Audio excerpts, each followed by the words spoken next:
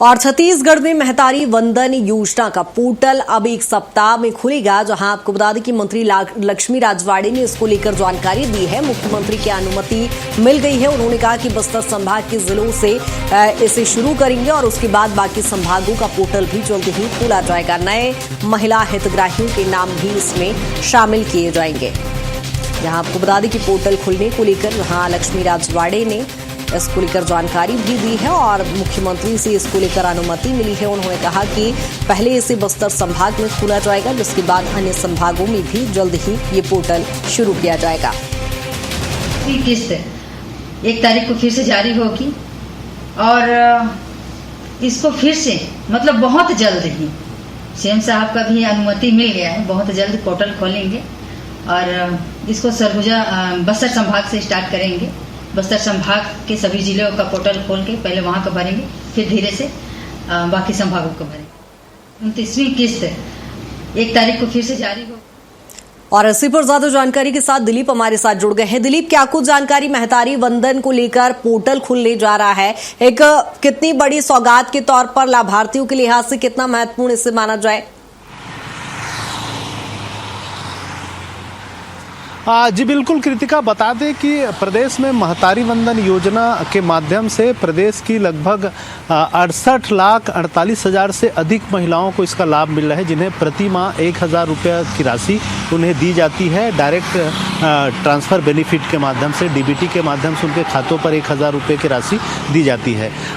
भाजपा की जब चुनाव के समय भाजपा ने एक वादा किया था कि महतारी वंदन योजना के तहत सभी महिलाओं को लाभ दिया जाएगा, और जैसे ही सत्ता बनी, सरकार आई, विष्णुदेव साय की सरकार आई, तो इसको लागू कर दिया गया है। और प्रदेश में शुरुआत में करीब 70 लाख महिलाओं को इसका लाभ मिल रहा था। फिर जो अपात्र महिलाएं थे उनका नाम काटा गया और उसके बाद फिर लगातार करीब 2.5 साल हो गए हैं।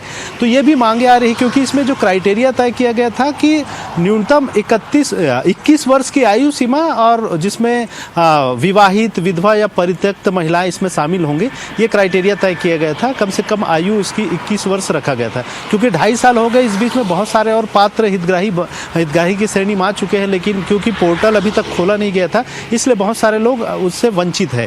तो कहीं ना कहीं ये एक बड़ी खबर है ऐसे लोगों के लिए जो लगातार इंतजार कर रहे थे 2 साल 1.5 साल से, कि फिर से महतारी वंदन योजना का जब पोर्टल खुलेगा, तो जब इन 2 सालों में जिनकी विवाह हुई है, जो योग्य हुए हैं इसके, ऐसे महिलाओं को इनका लाभ मिलेगा। तो इसकी शुरुआत अब होने जा रही है लगभग 1 सप्ताह बाद, यानी 1 जुलाई से शायद इसकी शुरुआत हो जाएगी पोर्टल की। और पहले इसको जिस तरह से जानकारी आई है, बस्तर संभाग से पहले शुरू की जाएगी। पहले ही मुख्यमंत्री ने इसको लेकर संकेत दिए थे कि नीला नार योजना के तहत जो गांव आते हैं उनके लिए पहले शुरुआत की जाएगी, और बस्तर के लिए अलग से 15,000 हितग्राहियों का चयन किया गया था। बाद में इसकी संख्या बढ़ाई जा रही है। पहले बस्तर संभाग, फिर सरगुजा संभाग, फिर पूरे प्रदेश में इस योजना की लागू की जाएगी फिर से। और नए जो योग्य हितग्राही है, पोर्टल जैसे ही खुलेगा महतारी वंदन का, उसमें आवेदन कर सकेंगे।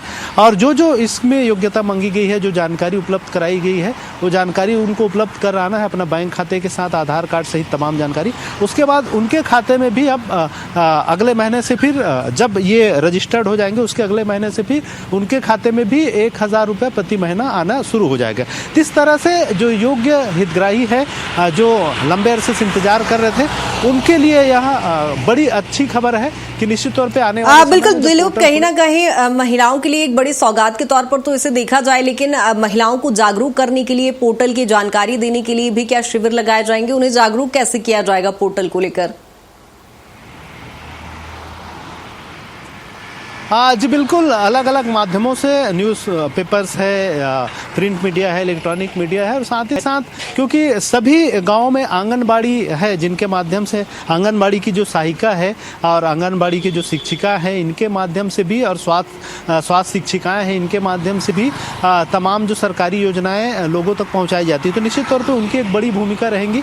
वे पिछले बार भी रजिस्ट्रेशन कराने में उनकी बड़ी भूमिका रही है, शुरुआत में जब योजना की शुरुआत हुई थी। अब जब फिर से पोर्टल शुरू हो रहा है तो उनकी भी भूमिका रहेगी और उनके माध्यम से रजिस्ट्रेशन कराए जाएंगे। और जो स्थानीय पोस्ट ऑफिस है, स्थानीय बैंक है, जिनके जनधन खाते हैं, उन सभी को इसका लाभ मिलेगा। और जिनके खाते नहीं है वो अपना खाते खुलवा लेंगे और रजिस्ट्रेशन कराने के बाद अपना खाता नंबर देंगे, जिसके आधार पर उन्हें लाभ मिलेगा। तो निश्चित तौर पर इसके जन जागरूकता के लिए में बड़ी भूमिका आंगनबाड़ी केंद्र की जो शिक्षिकाएं हैं, सहायिकाएं हैं, इनकी रहेंगी। बिल्कुल बिल्कुल, ठीक है दिलीप, बहुत शुक्रिया तमाम जानकारी के लिए।